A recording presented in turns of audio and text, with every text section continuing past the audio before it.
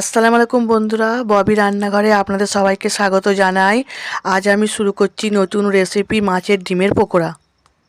আপনারা যদি চ্যানেলে নতুন হয়ে থাকেন চ্যানেলটি সাবস্ক্রাইব করে দেবেন, পাশে থাকা বেল আইকনটি ক্লিক করে লাইক কমেন্ট শেয়ার করে দেবেন। আমি এতটা মাছের ডিম নিয়েছি।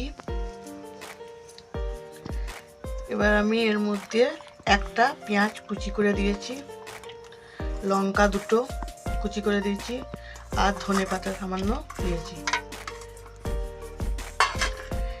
এখানে আছে ধনে, জিরে, লঙ্কা, হলুদ আর স্বাদ মতো লবণ।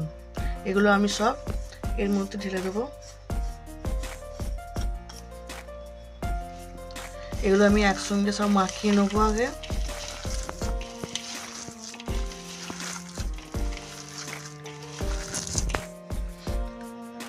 আধ কাপ মতো আমি বেসন নিলাম, বেসনটা এর মধ্যে মিশিয়ে দেবো।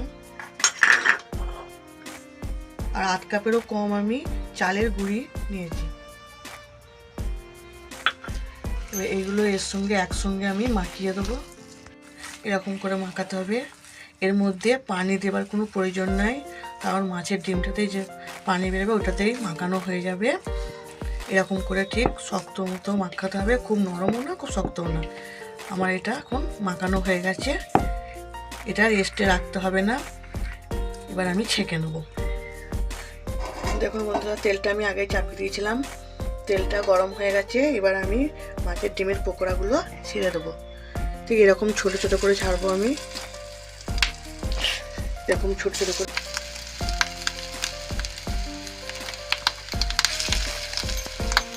দেখুন বন্ধুরা, পকোড়াগুলো আমি ছোট ছোট করে এর মধ্যে তেলের মধ্যে ছেড়ে দিয়েছি। এবার এগুলো আমি ভালো করে ভেজে নেব। দেখুন বন্ধুরা, এক পিঠ হয়ে গেছে, আমি এরকম করে উল্টে নেব। এরকম লাল লাল করে এক পিঠ হয়ে গেছে, আমি এরকম। দেখুন বন্ধুরা, পকোড়াগুলো আমার হয়ে গেছে। এবার আমি এগুলো ছাঁকনি দিয়ে প্লেটে তুলে নেব। আর দেখুন ঠিক এরকম হবে লাল লাল করে আমার পকোড়াগুলো হয়ে গেছে। এবার তুলে নিচ্ছি আমি এবার এগুলো।